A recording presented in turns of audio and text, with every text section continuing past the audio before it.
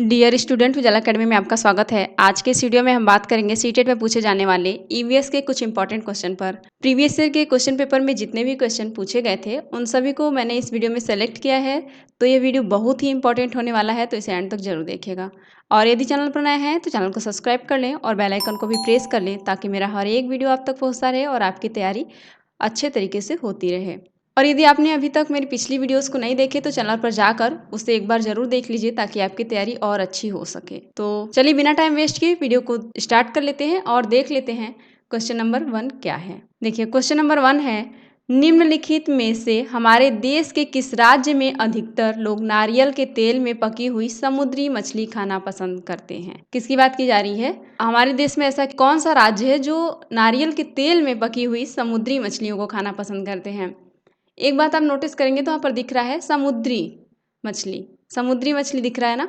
तो गेस कर सकते हैं कि जहाँ पर समुद्र का किनारा होगा जिस राज्य में, वहीं के लोग समुद्री मछली पाएंगे और खाना भी पसंद करते हैं। ठीक है, ऐसे भी आप अंदाज़ा लगाकर आंसर कर सकते हैं। और एक बात का ध्यान रखेंगे आप सभी लोग कि मेरे साथ आंसर करते चलेंगे ताकि आपको ही पता लगेगा कि आपकी तैयारी कितनी हो चुकी है और कितनी बाकी है, कितने क्वेश्चन आप करेक्ट कर रहे हैं, इनकरेक्ट कर रहे हैं, सब पता लगता है। इसलिए आंसर करना नहीं भूलिएगा। ठीक है, देखिए जो हमारे देश में ऐसा एक राज्य है जहाँ पर लोग ना नारियल के तेल में पकी हुई समुद्री मछलियों को खाना पसंद करते हैं, तो उस राज्य का हमें यहाँ पर नाम बताना है। आपके सामने ऑप्शन दिया गया है गोवा, जम्मू कश्मीर, बिहार, मिजोरम। समुद्र के किनारे वाले राज्य को सिलेक्ट करिएगा, आपका आंसर बिल्कुल करेक्ट होगा। क्या आपको ऐसा लगता है जम्मू कश्मीर के किसी भी तरफ समुद्र का किनारा मिलेगा आपको? नहीं, ये आंसर नहीं होगा, है ना। बिहार कोई समुद्री किनारा नहीं है, मिजोरम नहीं है ना। गोवा, गोवा यहाँ पर करेक्ट हो जाएगा। गोवा के लोग नारियल के तेल में पकी हुई समुद्री मछली खाना पसंद करते हैं। गोवा वाले बीच पर सुने हैं सॉन्ग? समुद्र का किनारा वो होता है, यहाँ पर लोग घूमना भी बहुत ज़्यादा पसंद करते हैं। लोग घूमने के पर्पज़ से भी जाते हैं गोवा। और यहाँ जो गोवा के लोग होते हैं ना, वो नारियल के तेल में समुद्री मछलियों को पकाकर खाना पसंद करते हैं। ठीक है, आई होप आपको समझ में आ गया होगा, यानी कि यहाँ पर ऑप्शन नंबर 1 करेक्ट हो जाएगा। देखिए आगे क्वेश्चन नंबर 2, आमतौर पर यह माना जाता है कि रात में जागने वाले जानवर हर चीज को किस रंग में देखते हैं? वे रंग हैं। देखिए जो रात में विचरण करने वाले जानवर होते हैं, पक्षी होते हैं, जैसे कि चमगादड़, उल्लू, ये लोग रात में चीज़ों को देखते हैं तो किस कलर में दिखाई देता है? आपके सामने ऑप्शन दिया गया है काला और सफ़ेद, या फिर काला और लाल, पीला और नीला, सफ़ेद और पीला। बताइए किस रंग में वो लोग देखते हैं, किस कलर का दिखाई देता है हर चीज़ उन्हें, जो जानवर रात में जागने वाले होते हैं। बहुत बार एग्जाम में क्वेश्चन पूछा गया है। और किसी भी टीचिंग एग्जाम हो या कोई प्रिपरेशन वाला तैयारी कर रहे हो, आप प्रिपरेशन कर रहे हो किसी भी चीज़ की, तो वहाँ भी पूछा जा सकता है। इसे इंपॉर्टेंट में नोट करिएगा। और सीटेट की बात करें तो सीटेट में कई बार पूछा गया क्वेश्चन है, रिपीटेड क्वेश्चन है। हो सकता है कि आपके एग्जाम में भी हूबहू यही क्वेश्चन देखने को मिल सकता है। तो देखिए जो रात में विचरण करने वाले पक्षी होते हैं, जानवर होते हैं जो रात में जागते हैं, उनको हर चीज़ जो दिखाई देती है वो काला और सफ़ेद में दिखाई देती है। काला और सफ़ेद कलर का दिखाई देता है उन्हें हर एक चीज़। ठीक है, आई होप आपको समझ में आ गया होगा, यानी कि इस क्वेश्चन का राइट आंसर है ऑप्शन नंबर 1। आगे क्वेश्चन नंबर 3, निम्नलिखित में से कौन सा एक पर्यावरण अध्ययन के संबंध में सत्य नहीं है? नहीं वाले कथन को आप ध्यान से करिएगा। हमेशा नहीं वाले क्वेश्चन को मैं बताती हूँ कि ध्यान से करना है, यहीं पर बच्चे गलती करते हैं और उनका सीटेट हर बार 1-2 नंबर से रह जाता है। तो आप बिल्कुल गलती ऐसी नहीं करेंगे। क्वेश्चन को पहले समझकर फिर आंसर करेंगे। ये जो चारों ऑप्शन दिए गए हैं उसमें से हमें चुनना है उस ऑप्शन को जो सत्य नहीं है पर्यावरण अध्ययन के संबंध में। ठीक है, आपके सामने देखिए ऑप्शन दिया गया है, पर्यावरण अध्ययन वर्णनों के और परिभाषाओं पर बल देता है। क्या आपको भी लगता है वर्णनों और परिभाषाओं पर बल देता है? जल्दी से आप बताएंगे आंसर करके। और देखिए दूसरा ऑप्शन दिया गया है, पर्यावरण अध्ययन की प्रकृति एकीकृत है, पर्यावरण अध्ययन बाल केंद्रित अध्ययन है, पर्यावरण अध्ययन बच्चों को अपने परिवेश को खोजने का अवसर देता है। गलत कथन का चुनाव करना है आप पर, यानी कि इसमें ऐसे 3 ऑप्शन है जो करेक्ट हैं, एक को छोड़कर, तो उसी एक का चुनाव करना है। बताइए कौन सा हो जाएगा करेक्ट आंसर? देखिए पर्यावरण अध्ययन के संबंध में सत्य कथन यहाँ पर ऑप्शन नंबर 1 है। क्यों? क्योंकि यहाँ पर लिखा गया है परिभाषाओं और वर्णनों पर बल देता है। क्या पर्यावरण अध्ययन में कभी ऐसा हमने बताया आपको कि जो पर्यावरण अध्ययन है केवल वर्णन और परिभाषाओं पर बल देता है? बिल्कुल नहीं। बाहरी जीवन से रिलेट करके, अनुभव से, प्रत्यक्ष रूप से अनुभव करके पढ़ाएं, है ना। यही ऑप्शन करेक्ट हो जाएगा क्योंकि यहाँ पर नहीं पूछा गया था। ठीक है, यानी कि इस क्वेश्चन का राइट आंसर है ऑप्शन नंबर 1। बाकी ये जो तीनों ऑप्शन दिए गए हैं, पर्यावरण अध्ययन की प्रकृति एकीकृत होती है, बिल्कुल करेक्ट है। पर्यावरण बाल केंद्रित अध्ययन है, बिल्कुल सही बात है। और बच्चों को अपने परिवेश को खोजने का अवसर देता है पर्यावरण अध्ययन, बिल्कुल सही है ना। ये जो तीनों ऑप्शन दिए गए हैं 2, 3, 4 ये बिल्कुल करेक्ट हैं। और पर्यावरण अध्ययन के संबंध में ये ऑप्शन नंबर 1 इनकरेक्ट है और यही सही हो जाएगा। आई होप आपको समझ में आ गया होगा। तो चलिए देख लेते हैं क्वेश्चन नंबर 4। देखिए क्वेश्चन नंबर 4 है, प्राथमिक स्तर पर बच्चे को आकलन करने का सर्वश्रेष्ठ तरीका है, बताइए। अगर प्राथमिक स्तर पर बच्चे का आकलन करना है तो सबसे बेस्ट तरीके को इसमें से कौन सा ऐसा बेस्ट तरीका है जिसको आप अपनाएंगे, बताइए।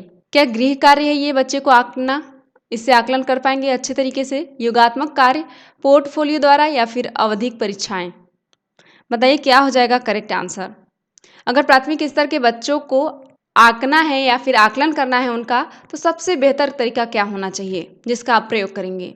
देखिए गृह कार्य देकर किसी बच्चे को अगर गृह कार्य करके नहीं आया तो उसके बेस पे आप जज नहीं कर सकते हैं ना, नहीं आंक पाएंगे, नहीं आकलन कर पाएंगे, यानी कि ये ऑप्शन गलत हो जाएगा। योगात्मक कार्य, योगात्मक कार्य दे के कि ये करना है, ऐसे करना है, उससे आप बच्चे को आकलित कर रहे हैं तो बिल्कुल इनकरेक्ट हैं आप, ऐसा आपको नहीं करना है। पोर्टफोलियो, बिल्कुल सही। पोर्टफोलियो में पूरी जानकारी रहती है बच्चे की कि बच्चा कैसा है, क्या है, कितना नॉलेज है, सब कुछ इसमें बच्चे का रिपोर्ट रहता है पोर्टफोलियो में। इससे आप बच्चे को आकलित कर पाएंगे अच्छे बेहतर तरीके से। यही सबसे बेहतर तरीका है बच्चे को आकलन करने में।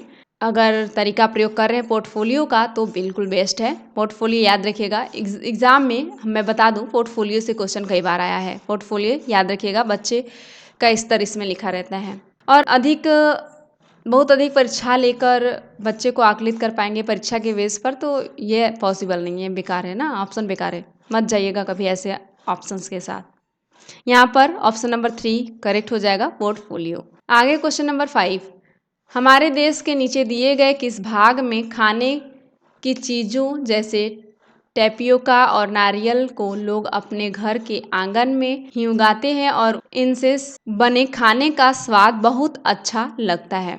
देखिए किसकी बात की जा रही है, क्वेश्चन को पहले ध्यान से समझिएगा।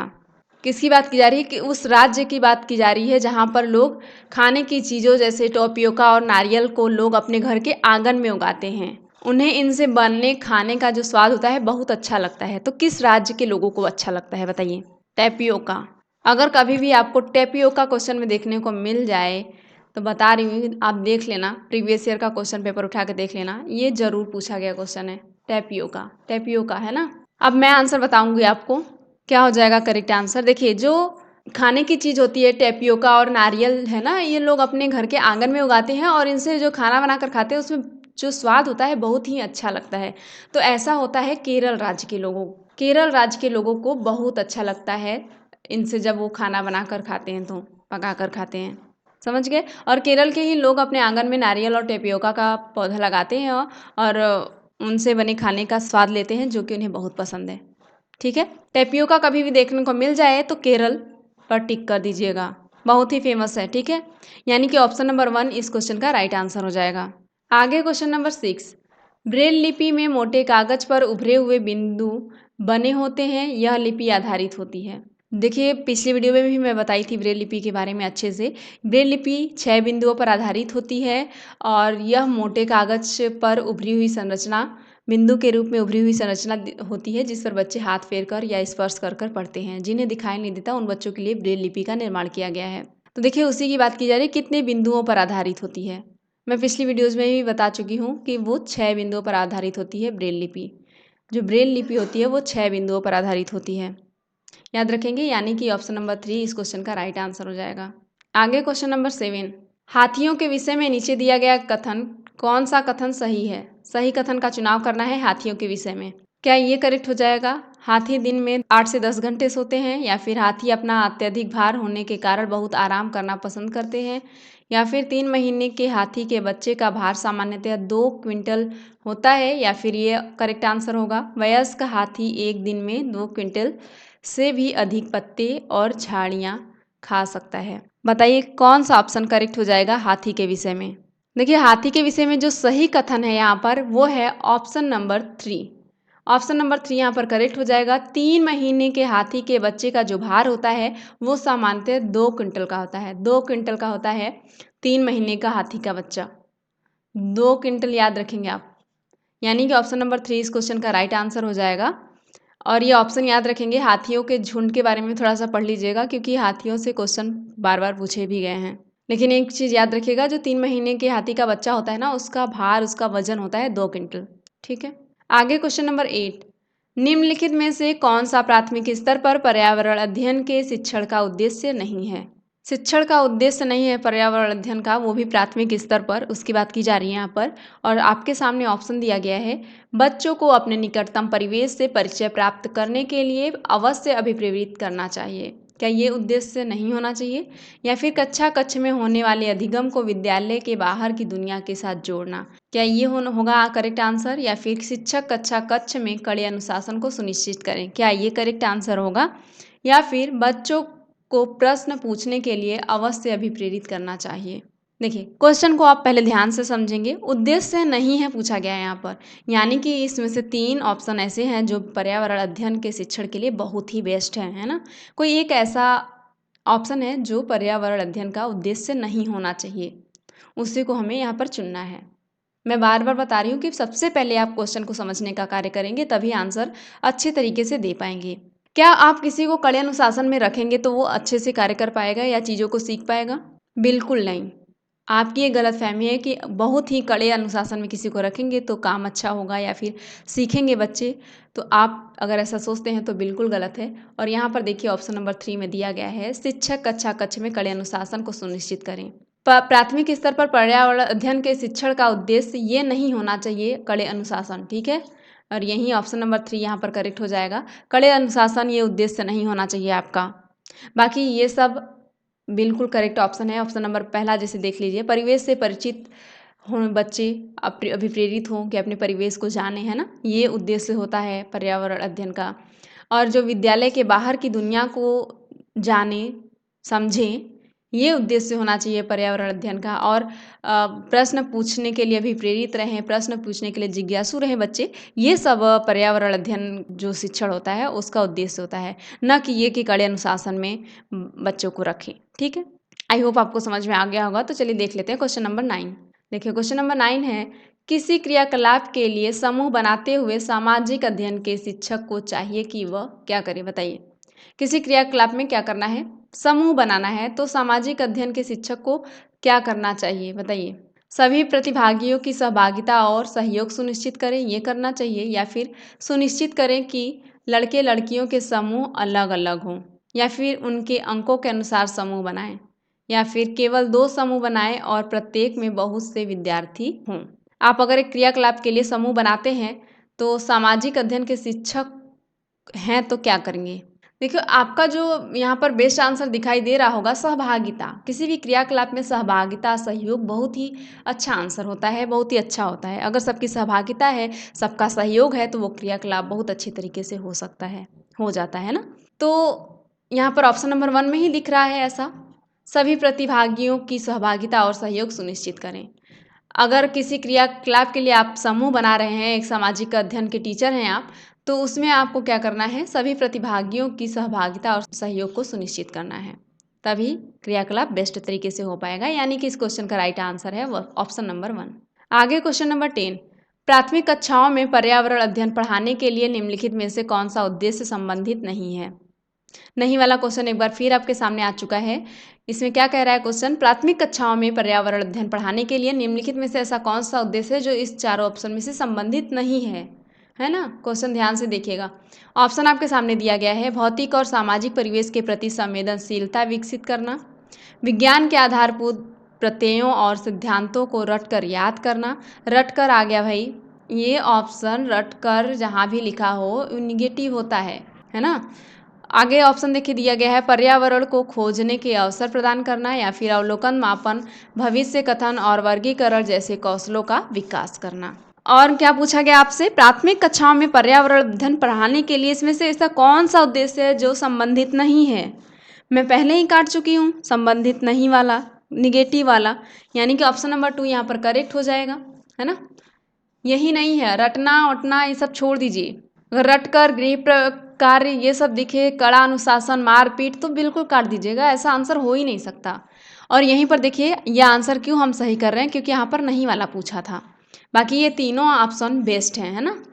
विज्ञान के आधारभूत प्रत्ययों और सिद्धांतों को रट कर याद करना।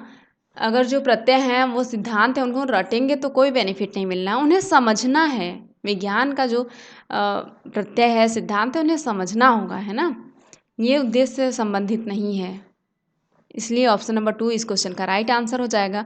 बाकी ऑप्शन नंबर 1 है संवेदनशीलता विकसित करना, ये करेक्ट हो जाएगा। खोजने के अवसर प्रदान करना, ये बिल्कुल अच्छी बात है ना। वर्गीकरण जैसे कौशल को विकसित करना, बहुत अच्छा आंसर है ये सब। बाकी ऑप्शन नंबर 2 यहाँ पर इनकरेक्ट है और यही सही ऑप्शन हो जाएगा। आई होप आपको समझ में आ गया होगा। तो चलिए देख लेते हैं क्वेश्चन नंबर 11। आगे क्वेश्चन नंबर 11, नीता तेलंगाना जाती हैं और 2 साड़ियाँ खरीदती हैं जो खास तौर पर वहीं बनाई जाती हैं, वे क्या कहलाती हैं।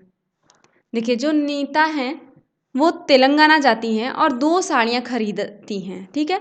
जो खास तौर पर वहीं बनाई जाती हैं वे क्या कहलाती हैं। तेलंगाना में जो साड़ियाँ बनाई जाती हैं उसके बारे में बात की जा रही है। बाकी क्वेश्चन आपको घुमा फिरा दिया है, ठीक है। एक लाइन में क्वेश्चन पूछना चाहिए, तेलंगाना में जो साड़ी बिकती है, जो साड़ियाँ बनती है, उसे क्या कहते हैं। बाकी मैं क्वेश्चन को समझा दी हूँ। तो ऑप्शन आपके सामने दिया गया है, कलमकारी और कंथा, पोचमपल्ली और कलमकारी, पोचमपल्ली और कांजीवरम, कलमवारी और चंदेरी। बताइए कौन सा हो जाएगा करेक्ट आंसर। मैं बार बार बोल रही हूँ कि मेरे साथ आंसर करते चलेंगे आप लोग, और यदि चैनल पर नए होंगे तो मैं उम्मीद करती हूँ कि आप सब्सक्राइब कर लिए होंगे और अपने दोस्तों के साथ ज़रूर वीडियो शेयर किए होंगे, जिससे आपके दोस्तों की भी भलाई हो सके, है ना। और इतनी मेहनत के लिए एक लाइक तो बनता है दोस्तों। आपके एक छोटे से लाइक से मुझे मोटिवेशन मिलता है, जिससे मैं और बेहतर कर पाऊँ और आपके लिए कंटेंट लेकर आ पाऊँ, इंपॉर्टेंट क्वेश्चन की सीरीज बैक टू बैक लेकर आ पाऊँ, जिससे आपका जो प्रिपरेशन है बेस्ट तरीके से हो पाए। तो देखिए जो तेलंगाना में साड़ियाँ हैं, जो तेलंगाना में साड़ियाँ बनाई जाती हैं वो कहलाती हैं पोचमपल्ली और कलमकारी। पोचमपल्ली और कलमकारी कहलाती हैं जो तेलंगाना में साड़ियाँ बनाई जाती हैं, और तेलंगाना में ही बनाई जाती हैं वो साड़ियाँ, ठीक है। यानी कि ऑप्शन नंबर 2 इस क्वेश्चन का राइट आंसर हो जाएगा। आगे क्वेश्चन नंबर 12, नीचे दिए गए खेती करने के विवरण को पढ़िए और इस ढंग की पहचान कीजिए। देखिए जो लंबा चौड़ा लिखा हुआ है पैराग्राफ, इसको हमें पढ़ना है और वो किस प्रकार की खेती है उसको हमें पहचानना है, ठीक है। बहुत ध्यान से सुनिएगा क्या कह रहा है ये। देखिए, एक फसल को काटने के पश्चात खेत को कुछ वर्षों के लिए खाली छोड़ दिया जाता है, उसमें कुछ भी नहीं उगाया जाता। इस भूमि में बांस या अन्य खरपतवार जो भी कुछ उग आता है उन्हें उखाड़ा नहीं जाता, काटकर जला दिया जाता है। यह राख भूमि को उर्वरक बनाती है। जब यह भूमि खेती के लिए तैयार हो जाती है तब उसे हल्का सा खोदा जाता है, भूमि को जोता नहीं जाता और उस पर बीज छिड़क दिए जाते हैं। बताइए ऐसा किस खेती में होता है कि एक फसल काटने के बाद कुछ वर्षों के लिए खेत को खाली छोड़ देते हैं और उसमें कुछ भी नहीं उगाते कुछ वर्षों तक, और जो खरपतवार उगकर आते हैं उसमें उसको उखाड़ा नहीं जाता, उसे काट कर वहीं पर जला देते हैं, और जो राख होती है जलने के बाद जो राख निकलती है वो उर्वरक का काम करती है उसमें। और जब भूमि तैयार हो जाती है खेती के लिए तो उसमें क्या होता है, उसे केवल हल्का सा खोदते हैं, जोतते नहीं हैं। जैसे हमारे यहाँ जुताई की जाती है खेतों की, जुताई नहीं की जाती, बस हल्का सा खोदा जाता है और उस पर बीज छिड़क दिया जाता है। तो इस प्रकार जो खेती होती है उसे क्या कहते हैं। क्या उसे हम सिंचाई खेती कहेंगे या फिर सहकारी खेती, झूम खेती, सीढ़ीनुमा खेती। बताइए कौन सा हो जाएगा करेक्ट आंसर। देखिए जो ऐसा खेती होता है ना जिसे हल्का सा खोदा जाता है, बीज छिड़क दिया जाता है और एक फसल काटने के बाद कुछ वर्षों के लिए भूमि को खाली छोड़ दिया जाता है, जो खरपतवार होते हैं उखाड़ा नहीं जाता, काट कर केवल जला देते हैं खेत में, तो ऐसा झूम खेती में करते हैं। मोस्ट इंपॉर्टेंट क्वेश्चन है, आप इसे नोट करेंगे। झूम की खेती कहते हैं इसे, क्या कहेंगे, झूम की खेती। सबसे पहले इसे वेरी इंपॉर्टेंट में आप नोट करेंगे, ऐसा कोई ईयर नहीं रहा जब ये क्वेश्चन ना पूछा गया हो। झूम खेती होती है, ठीक है। आई होप आपको समझ में आ गया होगा, यानी कि ऑप्शन नंबर 3 इस क्वेश्चन का राइट आंसर हो जाएगा। आगे क्वेश्चन नंबर 13, घटपड़ी पौधा नेपेंथीज के लिए गलत कथन चुनिए। जो नेपेंथीज होता है उसके लिए गलत कथन का चुनाव करना है।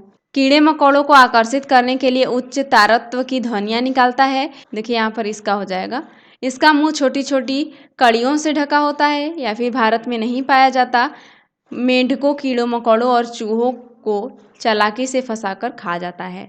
गलत कथन, हमेशा याद रखिएगा ऐसा क्वेश्चन। गलत कथन का यहाँ पर चुनाव करना है हमें।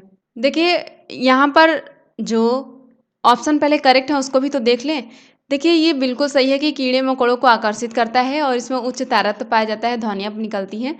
ये आकर्षित करता है कीड़े मकोड़ों को, बिल्कुल बात सही है घटपर्णी पौधा के लिए। और इसका मुँह जो होता है छोटी छोटी कड़ियों का ढका होता है ना। तो ये भी बात एकदम सही है। और ये बात है कि भारत में नहीं पाया जाता, बिल्कुल गलत कथन है। भारत में पाया जाता है नेपेंथिज पौधा, ठीक है। और चौथा ऑप्शन दिया गया है मेंढकों, कीड़ों मकोड़ों और चूहों को चालाकी से फंसाकर खा जाता है, मांसाहारी पौधा होता है घटपर्णी पौधा। तो ये बिल्कुल करेक्ट है, ये भी है ना। पूरा ऑप्शन को देखिएगा, क्वेश्चन किसी भी तरीके से पूछे आप आंसर कर पाएंगे जिससे, है ना। गलत कथन का चुनाव करना था तो ऑप्शन नंबर 3 यहाँ पर गलत कथन हो जाएगा। भारत में नहीं पाया जाता, बल्कि ये भारत में पाया जाता है घटपर्णी पौधा, ठीक है। आगे क्वेश्चन नंबर 14। अंजलि चाहती है कि उसके छात्रों को पेड़ों के संरक्षण के लिए संवेदनशील बनाया जाए। निम्नलिखित में से कौन सा ऐसा करने के लिए सबसे उपयुक्त रणनीति होगी, बताइए। कोई अंजलि टीचर है, वो चाहती है कि पेड़ों के लिए, पेड़ों को संरक्षित रखने के लिए, सुरक्षित रखने के लिए बच्चों को संवेदनशील बनाया जाए। तो ऐसी कौन सी रणनीति अपनाएंगी वो, बताइए, बेस्ट होगा जो। बच्चों को एक पौधे को अपनाने और पोषित करने में मदद करना, या फिर ये, या फिर कक्षा में बहस आयोजित करना, समूह चर्चा, पोस्टर बनाना। सबसे बेस्ट आंसर जिसमें बच्चे एक्टिव होंगे, बच्चे खुद करेंगे तो भी वो संवेदनशील हो पाएंगे, ऐसे आंसर के साथ जाइएगा आप। देखिए अगर अंजलि चाहती है कि बच्चे संवेदनशील बने पेड़ों की संरक्षण के लिए, तो वो क्या करेंगी, बच्चों को एक पौधों को अपनाने और पोषित करने में मदद करेंगी, तभी हो पाएगा बच्चा संवेदनशील पेड़ों को लेकर, ठीक है। याद रखेंगे आप, बच्चों को एक्टिव करेंगे तभी वो संवेदनशील बन पाएंगे, यानी कि ऑप्शन नंबर 1 इस क्वेश्चन का राइट आंसर हो जाएगा। कक्षा में बहस आयोजित करके क्या करेंगे, कुछ नहीं फर्क पड़ेगा। समूह चर्चा से भी क्या ही, पोस्टर बनाकर क्या करेंगे। बच्चों को संवेदनशील बनाना है कि वो पेड़ों को काटे ना, पेड़ों को कटाई से रोकें, उसकी सेवा करें, पेड़ पौधे लगाएं। इसके लिए अगर संवेदनशील बनाना है तो बच्चा जब एक एक चीज़ का प्रोग्रेस देखेगा, कितनी पत्ती पहले आती है, कितना धूप, कितना टेम्परेचर, कितना सब कुछ करने के बाद पौधा इतना बड़ा होता है, तो बच्चा ऑटोमेटिक संवेदनशील बन जाएगा, है ना। बहस वहस करने से या फिर समूह चर्चा पोस्टर बनाने से नहीं होगा। ये सबसे बेस्ट और सुटेबल आंसर है, अच्छा आंसर है। बच्चों को एक पौधा अपनाकर पोषित करने के लिए कहेंगे या फिर करेंगे वैसा, तो वो ज़्यादा संवेदनशील बन पाएंगे, ठीक है। आगे क्वेश्चन नंबर 15। नीचे दिया गया कौन सा एक समूह जड़ों का है। ऐसा कौन सा समूह इनमें से जो केवल जड़ का है, बताइए। क्या वो चुकंदर आलू अदरक है, गाजर हल्दी अदरक, शकरकंदी मूली हल्दी, गाजर चुकंदर मूली। बताइए कौन सा हो जाएगा करेक्ट आंसर। देखिए यहाँ पर जो समूह है जड़ों का वो है गाजर चुकंदर मूली। ये जड़ है, गाजर भी, चुकंदर भी, मूली भी, ठीक है। याद रखिएगा ये सीरीज, गाजर चुकंदर मूली ये जड़ों के समूह है, यानी कि ऑप्शन नंबर 4 इस क्वेश्चन का राइट आंसर हो जाएगा। आगे क्वेश्चन नंबर 16। उच्च ज्वर यानी कि तेज बुखार के साथ कपकपी जिसका उपचार सिनकोना पेड़ की छाल से किया जा सकता है वह है। देखिए ऐसा कौन सा बीमारी है या फिर रोग है जिसमें कपकपी के साथ बुखार आता है, तेज बुखार आएगा और उसके बाद आपको पसीना भी आएगा, और इसके इलाज के लिए डॉक्टर सिनकोना की पेड़ की छाल की दवाई देते हैं जो कड़वी होती है पीने में। तो ऐसा किस रोग में किया जाता है, बताइए। वह कौन सा रोग हुआ है, मियादू बुखार होगा या फिर मलेरिया, चिकनगुनिया या फिर डेंगू। बताइए कौन सा हो जाएगा करेक्ट आंसर। देखिए जब तेज बुखार के साथ कपकपी आती है, कपकपी के साथ तेज बुखार रहता है, और इसके उपचार के लिए, ठीक होने के लिए सिनकोना पेड़ की छाल, सिनकोना पेड़ की छाल से उपचार किया जाता है, तो वो होता है मलेरिया के केस में। मलेरिया हुआ रहता है तब ऐसा होता है ना, मलेरिया में तेज बुखार होता है, कपकपी रहती है, ठीक है। याद रखिएगा मलेरिया कई बार क्वेश्चन पूछा गया और घुमा फिरा कर क्वेश्चन पूछा जाता है, याद रखिएगा, ठीक है। यानी कि ऑप्शन नंबर 2 इस क्वेश्चन का राइट आंसर हो जाएगा। आगे क्वेश्चन नंबर 17। किस राष्ट्रीय उद्यान को पूर्व में हेली राष्ट्रीय उद्यान कहा जाता था। किस राष्ट्रीय उद्यान को पहले हेली राष्ट्रीय उद्यान के नाम से जाना जाता था, बताइए। क्या वो जिम कार्पेट राष्ट्रीय उद्यान, या फिर राजाजी राष्ट्रीय उद्यान, दुधवा राष्ट्रीय उद्यान, उपरोक्त में से कोई नहीं। बताइए किस राष्ट्रीय उद्यान को पहले हेली राष्ट्रीय उद्यान के नाम से जाना जाता था। देखिए जो जिम कार्बेट उद्यान है इसे ही सब पहले हेली राष्ट्रीय उद्यान के नाम से जाना जाता था। यहाँ पर जिम कार्बेट राष्ट्रीय उद्यान करेक्ट हो जाएगा, यानी कि ऑप्शन नंबर 1 इस क्वेश्चन का राइट आंसर है। आगे क्वेश्चन नंबर 17। क्वाशरकोर नामक रोग किसकी कमी से होता है? जो क्वाशरकोर रोग होता है वो किसकी कमी से होता है? क्या वो कार्बोहाइड्रेट की कमी से होता है, प्रोटीन की कमी से, विटामिन की कमी से या फिर आयोडीन की कमी से? देखिए जो क्वाशरकोर नामक रोग होता है वो होता है प्रोटीन की कमी से। प्रोटीन की कमी से क्वाशरकोर रोग होता है, याद रखेंगे, यानी कि ऑप्शन नंबर 2 इस क्वेश्चन का राइट आंसर हो जाएगा। आगे क्वेश्चन नंबर 19, रिक्टर पैमाने से किसकी तीव्रता नापी जाती है? रिक्टर जो पैमाना होता है उससे किसकी तीव्रता नापी जाती है? क्या वो ज्वालामुखी की तीव्रता नापी जाएगी, भूकंप की, सुनामी की, चक्रवात की? बताइए रिक्टर पैमाने से किसकी तीव्रता नापी जाती है? देखिए याद रखिएगा जो रिक्टर पैमाना होता है उससे नापा जाता है भूकंप। भूकंप की तीव्रता नापने के लिए रिक्टर पैमाने का प्रयोग किया जाता है, यानी कि ऑप्शन नंबर 2 इस क्वेश्चन का राइट आंसर हो जाएगा। आगे क्वेश्चन नंबर 20, वन्य प्राणी सप्ताह प्रतिवर्ष मनाया जाता है। जो वन्य प्राणी सप्ताह है वो हर वर्ष किस सप्ताह में मनाया जाता है? क्या वो नवंबर के प्रथम माह में मनाया जाता है या फिर अगस्त के प्रथम माह में, अक्टूबर के प्रथम माह में या फिर जुलाई के प्रथम माह में? बताइए। देखिए जो वन्य प्राणी सप्ताह मनाया जाता है वो मनाया जाता है अक्टूबर के प्रथम माह में, सप्ताह में सॉरी, अक्टूबर के प्रथम सप्ताह में मनाया जाता है वन्य प्राणी सप्ताह। ठीक है, यानी कि ऑप्शन नंबर 3 इस क्वेश्चन का राइट आंसर हो जाएगा। आगे क्वेश्चन नंबर 21, प्रकाश संश्लेषण की क्रिया में हरे पौधे द्वारा निकलने वाली गैस है। जब पौधे प्रकाश संश्लेषण की क्रिया करते हैं तो उनके द्वारा जो गैस बाहर निकलती है वो कौन सी गैस निकलती है? क्या वो कार्बन डाइऑक्साइड निकलती है, नाइट्रोजन निकलती है या फिर ऑक्सीजन निकलती है या फिर उपरोक्त में से कोई नहीं? देखिए जो प्रकाश संश्लेषण की क्रिया के द्वारा हरे पौधों द्वारा गैस बाहर निकाला जाता है वो होता है ऑक्सीजन। ऑक्सीजन गैस निकलती है प्रकाश संश्लेषण क्रिया के बाद। ठीक है, ऑक्सीजन गैस याद रखेंगे, यानी कि ऑप्शन नंबर 3 इस क्वेश्चन का राइट आंसर हो जाएगा। और इन ऑक्सीजन हम लोग सांस के द्वारा ग्रहण करते हैं। आगे क्वेश्चन नंबर 22, चावल को पॉलिश करने पर कौन सा विटामिन नष्ट हो जाता है? देखिए आजकल लोग चावल को पॉलिश करवा देते हैं ना, तो इससे कौन सा विटामिन नष्ट हो जाता है? क्या एस्कॉर्बिक अम्ल नष्ट हो जाता है या फिर कैल्सीफेरॉल या फिर थायरॉक्सिन या फिर थायमीन? देखिए अगर चावल को पॉलिश करा देते हैं ना तो उसका जो थायमीन होता है वो नष्ट हो जाता है। थायमीन नष्ट हो जाता है चावल को पॉलिश कराने से, इसलिए चावल को पॉलिश कभी नहीं कराना चाहिए। पर क्या करें, अभी सब लोग यही करते हैं, चावल को पॉलिश करा देते हैं, साफ़ सुथरा हो जाता है, इससे थायमीन नष्ट हो जाता है, याद रखेंगे इसको, यानी कि ऑप्शन नंबर 4 इस क्वेश्चन का राइट आंसर हो जाएगा। आगे क्वेश्चन नंबर 23, लौंग एवं केसर पौधे के किस भाग से प्राप्त होते हैं? जो लौंग एवं केसर होते हैं वो पौधे के किस भाग से प्राप्त होते हैं? क्या वो जड़ से प्राप्त होते हैं, तना से प्राप्त होते हैं या फिर फूल से या फिर फल से? देखिए जो लौंग और केसर होते हैं वो पौधे के फूल से प्राप्त होते हैं। ऑप्शन नंबर 3 यहाँ पर करेक्ट हो जाएगा। लौंग और केसर पौधे के फूल वाले भाग से प्राप्त होते हैं। ठीक है, फूल याद रखेंगे, ये कई बार एग्जाम में क्वेश्चन पूछा गया है, फूल है ये लौंग और केसर। इंपॉर्टेंट में आप इसे नोट करेंगे और याद भी रखेंगे, लौंग एवं केसर पौधे के फूल वाले भाग से प्राप्त होते हैं। आगे क्वेश्चन नंबर 24, निम्न में से कौन सा उत्तराखंड राज्य प्रतीक नहीं है? नहीं नहीं वाला क्वेश्चन फिर से आपके पास में है, उत्तराखंड राज्य का प्रतीक नहीं है, बताइए क्या हो जाएगा करेक्ट आंसर? क्या वो ये है मोनाल, बुरांस या फिर बाघ, कस्तूरी मृग? देखिए जो उत्तराखंड का राज्य प्रतीक नहीं की बात की जा रही है वो यहाँ पर है बाघ। बाघ उत्तराखंड राज्य का राज्य प्रतीक नहीं है, यानी कि ऑप्शन नंबर 3 इस क्वेश्चन का राइट आंसर हो जाएगा। आगे क्वेश्चन नंबर 25, हमारे पर्यावरण को बचाने के लिए 3 प्रकार के आर हैं, बताइए वो कौन से 3 प्रकार हैं? क्या वो ये हैं, कम उपयोग पुनः चक्रण पुनः निर्माण या फिर पुनः उपयोग पुनः संरचना पुनः निर्माण, कम उपयोग पुनः चक्रण और पुनः उपयोग, कम उपयोग पुनः चक्रण पुनः संरचना? बताइए कौन से वो 3 प्रकार हैं, सीरियल नंबर बताना है। देखिए यहाँ पर जो करेक्ट आंसर है वो है कम उपयोग पुनः चक्रण पुनः उपयोग। कम उपयोग करेंगे फिर पुनः चक्रण करेंगे फिर पुनः उपयोग करेंगे उस चीज़ का, यानी कि ऑप्शन नंबर 3 इस क्वेश्चन का राइट आंसर हो जाएगा। आगे क्वेश्चन नंबर 26, ऊर्जा का अप्रदूषकीय दोत है। जो ऊर्जा का अप्रदूषकीय दोत है वो क्या है? क्या वो नाभिकीय ऊर्जा है या फिर सौर ऊर्जा है, पेट्रोल है या फिर डीजल है? अप्रदूषकीय की बात की जा रही है, प्रदूषण न करने वाला, अप्रदूषकीय ऊर्जा का अप्रदूषकीय दोत बताइए जिससे प्रदूषण न होता हो। देखिए जो ऊर्जा का अप्रदूषकीय दोत है वो है सौर ऊर्जा, इससे कोई किसी भी प्रकार का प्रदूषण नहीं होता है, सौर ऊर्जा याद रखेंगे, यानी कि ऑप्शन नंबर 2 इस क्वेश्चन का राइट आंसर हो जाएगा। आगे क्वेश्चन नंबर 27, जब ध्रुव से भूमध्य रेखा की ओर बढ़ते हैं तब जैव विविधता क्या होती है, बताएंगे।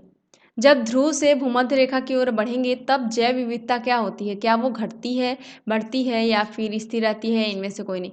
बताइए क्या घटेगी, बढ़ेगी या फिर स्थिर रहेगी। जब ध्रुव से भूमध्य रेखा की ओर बढ़ते हैं तो जैव विविधता जो होती है वो क्या होती है। देखिए जब ध्रुव से भूमध्य रेखा की ओर बढ़ते हैं तो जो विविधता होती है, जैव विविधता होती है वो बढ़ती है, यानी कि ऑप्शन नंबर 1 इस क्वेश्चन का राइट आंसर हो जाएगा, जैव विविधता बढ़ेगी। ठीक है, आगे क्वेश्चन नंबर 28, राष्ट्रीय पाठ्यचर्या की रूपरेखा 2000 के अनुसार पर्यावरण अध्ययन को किस कक्षा समूह के में स्थान दिया गया है। जो रूपरेखा 2000 है उसके अनुसार पर्यावरण अध्ययन को किस कक्षा समूह में स्थान दिया गया है, बताइए। क्या वो पहला और दूसरी कक्षा, तीसरी और पाँचवीं कक्षा, छठी और आठवीं, नौवीं और 10वीं कक्षा में, बताइए कौन सा हो जाएगा करेक्ट आंसर। देखिए जो राष्ट्रीय पाठ्यचर्या की रूपरेखा है 2000 वाली, उसके अनुसार पर्यावरण अध्ययन को तीसरी से पाँचवीं कक्षा समूह में स्थान दिया गया है, तीसरी से पाँचवीं कक्षा समूह में स्थान दिया गया है। ठीक है, याद रखेंगे इसको, यानी कि ऑप्शन नंबर 2 इस क्वेश्चन का राइट आंसर हो जाएगा। आगे क्वेश्चन नंबर 29, भारत के किस क्षेत्र में अधिकतम भूस्खलन की घटनाएं होती हैं। भूस्खलन की घटनाएं किस क्षेत्र में अधिक होती हैं भारत के। क्या वो क्षेत्र है उत्तर पूर्वी पहाड़ या फिर हिमालय, पश्चिमी घाट व नीलगिरी या फिर उत्तरी घाट।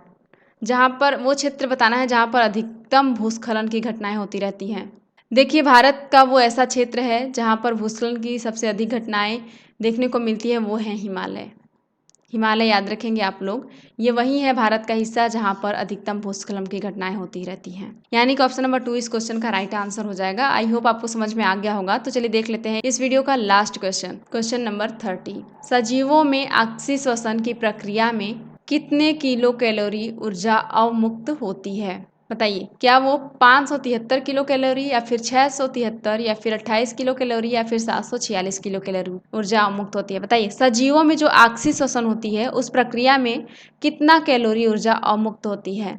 तो देखिए याद रखिएगा जो सजीवों में ऑक्सी श्वसन की प्रक्रिया होती है उसमें 28 किलो कैलोरी ऊर्जा अवमुक्त होती है, 28 किलो कैलोरी ऊर्जा याद रखेंगे आप, इतना अवमुक्त होती है सजीवों में जब ऑक्सी श्वसन प्रक्रिया होती है।